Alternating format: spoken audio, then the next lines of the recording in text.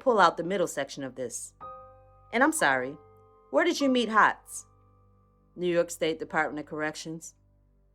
What is this section of the document that we're looking at? That is the council and how it's set up.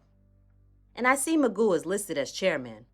Will you tell us, well, first of all, will you just read who the individuals are in the other positions on the council? Chairman, Magoo.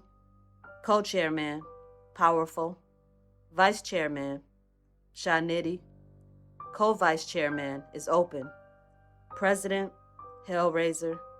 Vice president, DL. A&R, Open. Director of Operations, Open. If you know, what does A&R stand for? I don't. If we could go to page 7, please, and pull out the list in the middle of the page. We're looking at the middle of page 7 here. What is this? The rank and order. And what's at the top? GF. What's at the bottom? 1 star. Are those in order of importance from top to bottom? Yes.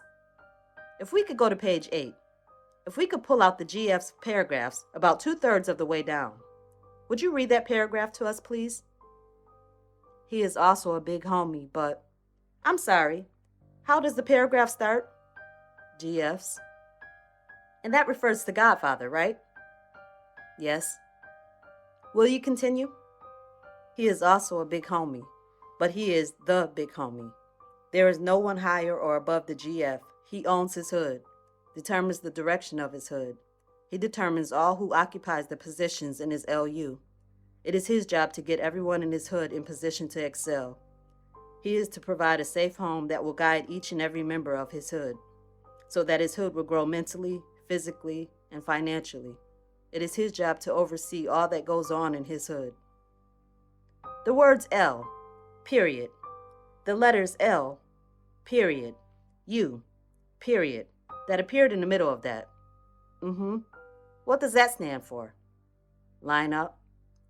Within a hood, and your knowledge of how the hoods in the United Blood Nation work. Is this paragraph correct? Yes. This is the way things are supposed to work. Correct. Are there individuals who are higher than godfathers in a hood? No. What about the chairman of the UBN? He has the last say.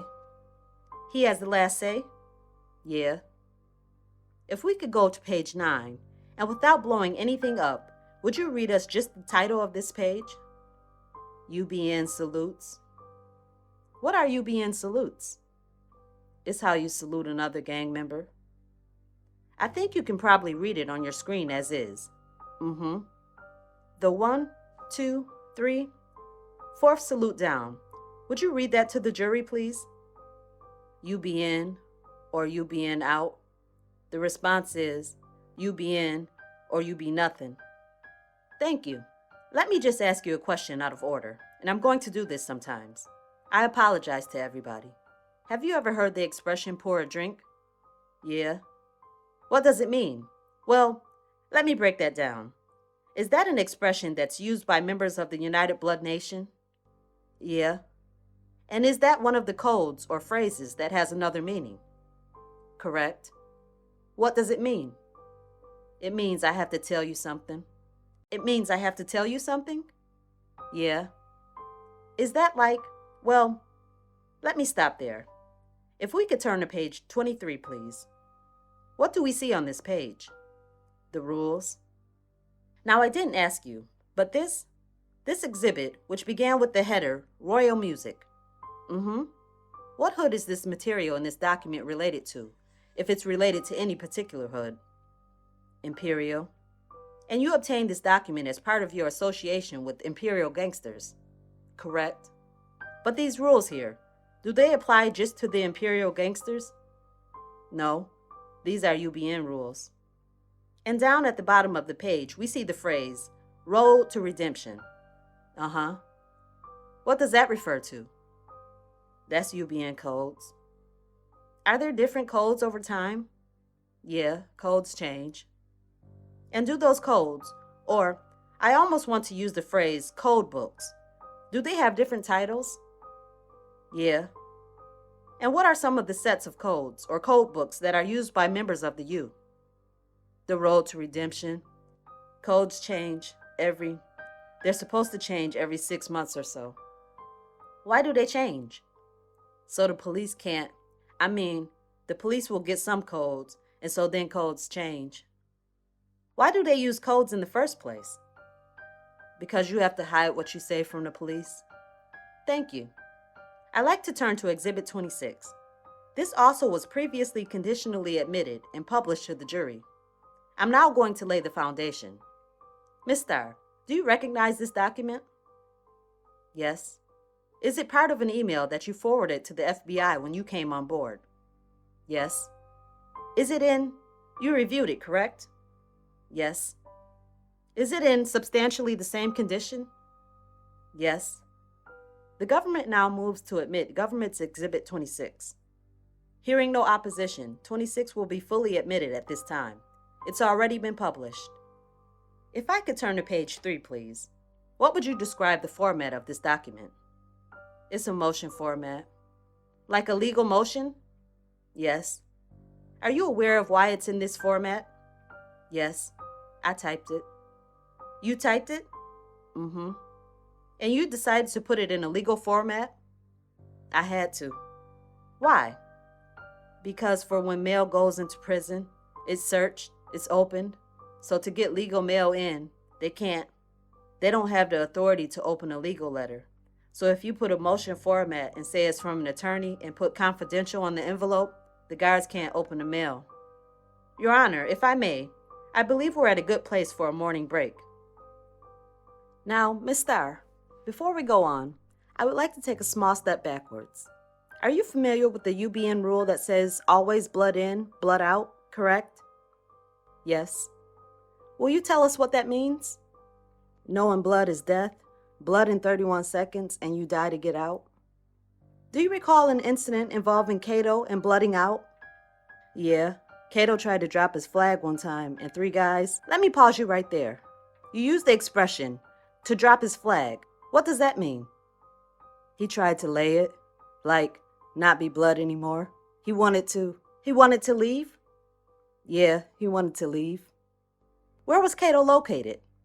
Shelby, North Carolina. Please proceed. 3 guys from Raleigh were sent to his house and they beat Cato up. They beat his wife up, and they threw his baby in the garbage can. How do you know that? Because the guys came to my house. They were sent to my house. Was that before or after the incident? They came before, and then back afterwards. So they were staying at your house at the time of the incident? Correct. Thank you.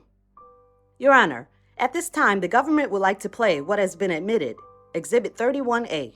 There will be a transcript, which Agent Papillo had previously testified is accurate. And I'm getting ahead of myself. We'll be playing that in just 1 minute. Before we play it, can we talk now about your visits to New York State Department of Corrections while you were operating as a confidential human source? Mm-hmm. There came a point where you made a trip, correct? Yes. And who did you go see on that trip, if you recall? The first trip, in 2015. I went and seen Starks, Juice, Magoo, Frank White, and Bones. Tell us, first of all, how do visits... You have been on a prison visit before this, right? Correct. How do visits to the New York State Department of Corrections work? You go into the prison, you have to have their name and their prison number, and you sign in, and then you go through the metal detector. And after you go through the metal detector, where do you go? You go to the visitation floor. Does the visitation floor have a nickname? Yeah, the dance floor. Will you describe the visitation floor for the jury? It's a big room that has, like, square tables in it, usually about 4 chairs. The prisoner has to sit in one chair, and then the family can sit in the other chairs. So the family can sit, or the visitor can sit across from the inmate? Or beside him. Or beside the inmate? Correct. At a square table? Yes. And you've been to visitation areas at a number of New York State prisons, correct? Yes. Is the visitation system more or less the same in all of these? Unless they're in, like, Upstate or somewhere like that, then it's different. They can only have visitation on the weekends. But the dance floor itself, the visiting area, is it more or less the same? In upstate, there's a glass. Okay, that's everywhere else is the same, yes. Okay, and how long do these visits last? From about 8, 9 o'clock in the morning until 3 in the afternoon. When you go, you sign in and you give the prisoner ID number for the person you want to visit. Yes. Does that mean that the inmate has to come and see you? No, they can refuse. They can refuse the visit? Yes. When? And you said the visit is from 8 to 3? Uh-huh. Around 8, 9 o'clock, yeah. In your experience going on these visits, how long did you usually stay before you were operating as a confidential human source? Until the end? Until the end? Yes. And you would start at the beginning? Yes. So that will be what? 5, 6, 7 hours sometimes? Yes. Let's turn now briefly, and I don't want to get into the details. When you were operating as a confidential human source, you had some kind of recording equipment on, correct? Yes. Were you able to take that equipment through the metal detectors? I'd have to take it off. You'd have to take it off? Yes. And were you able to take it into the visiting area every time? Not every time.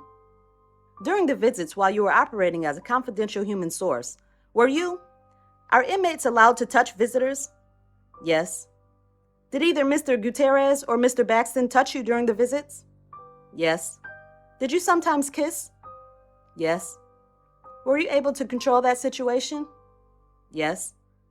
And were you doing that as a part of your role as a confidential human source? Yes. Now I would like to put up Exhibit 31A and play it for the jury.